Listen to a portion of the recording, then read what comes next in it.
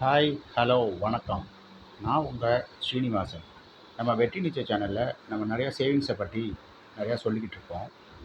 இன்றைக்கி நேற்று போட்ட ஒரு வீடியோவோட கண்டினியூஷன் தான் இப்போ போடுறோம். நம்ம வந்து 30% சேவ் பண்ணோம்.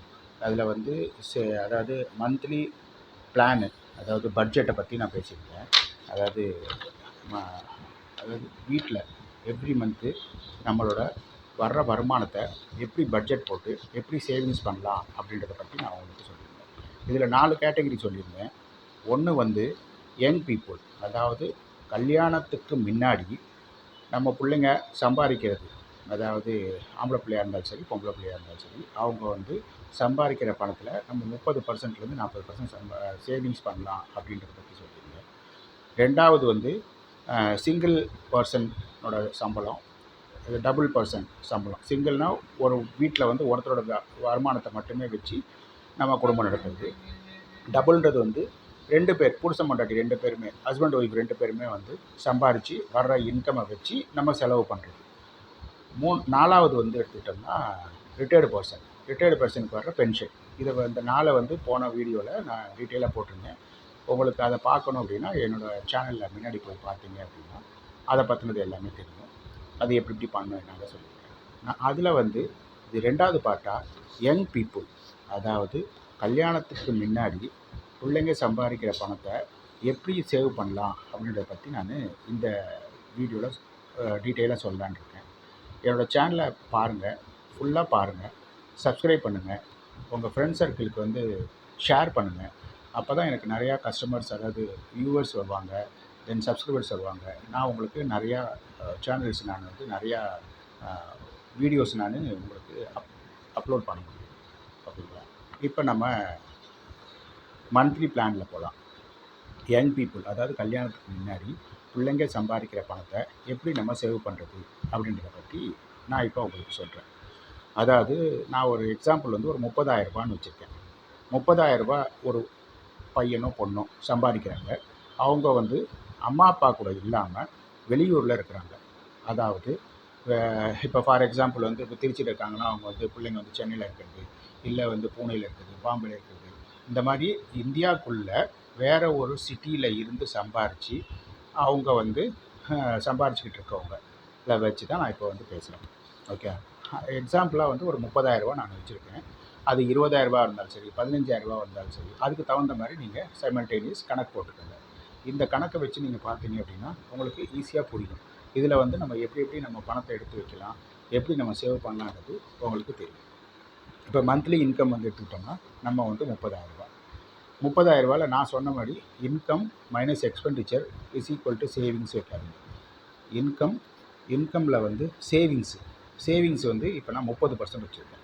இப்போ 30,000 சேவிங்ஸ் எடுத்துக்கிட்டோம்னா 9,000 வந்து கழிச்சிட்டோம் அப்படின்னா உங்களுக்கு வருமானம் 21,000 தான் வச்சுருக்கோம். நீங்கள் ஒரு வருஷம் முன்னாடி நீங்கள் வந்து இந்த அமௌண்ட் வாங்கிட்டு இருந்திருக்கீங்க. இப்போ அடுத்த வருஷம் இன்க்ரிமெண்ட் மூலிமா உங்களுக்கு இந்த அமௌண்ட் வந்துருக்கும். ஸோ வந்து நம்மளோட ஸ்டைல் என்னமோ அதே தான் இருக்க போகுது. நம்மளோட ஃபுட்டு ஹேபிட்டு, ரூமு, இதெல்லாம் வந்து இதாக இருக்க போகுது வழிய உங்களுக்கு சம்பளம் இன்க்ரீஸ் ஆகிருக்கலாம்.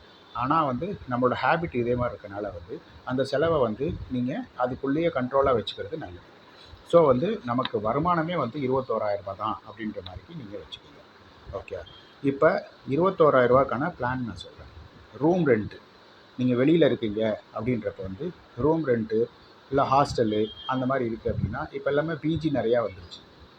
அந்த பிஜியில் பிள்ளைங்க தங்கியிருக்காங்க அப்படின்னா அவங்க வந்து ஒரு 6,000 அப்ராக்சிமேட்டாக வச்சுருக்கேன்.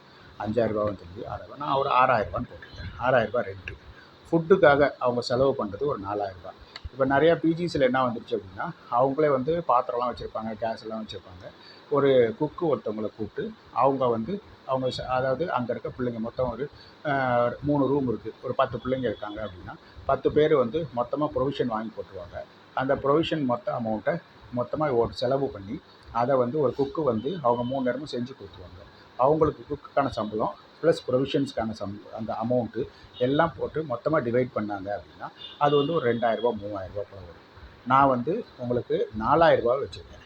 இப்போது நீங்களே இல்லை சமையல் பண்ணி சாப்பிட்றீங்க, இல்லை ஹோட்டலில் கொஞ்சம் சாப்பிட்றீங்க அப்படின்ற மாதிரி இருந்துச்சுன்னா ஃபுட்டுக்கு 4,000 வச்சுருக்கேன். அப்புறம் டிரான்ஸ்போர்ட்டு, நீங்கள் ரூமில் இருந்து உங்கள் ஆஃபீஸ்க்கு போகிற டிஸ்டன்ஸு, போகிறது திருப்பி வர்றது, அது பஸ்ஸில் இருந்தாலும் சரி இல்லை டூ வீலரில் இருந்தாலும் சரி, அதுக்கு வந்து பஸ் சார்ஜு இல்லைனா வந்து ஷேர் ஆட்டோ இல்லைனா வந்து பெட்ரோல், இதுக்கு ஒரு 1000 ரூபா வச்சுக்கோங்க. அடுத்தது வந்து ஃப்ரூட்ஸ் அண்ட் ஸ்நாக்ஸு. இப்போ பிள்ளைங்க வந்து ஃப்ரூட்ஸு சாப்பிடுங்க, அப்புறம் வந்து ஸ்நாக்ஸு சாப்பிடுவாங்க, அதுக்கு எல்லாத்துக்கும் ஒரு 1000 ரூபா வச்சுக்கோங்க.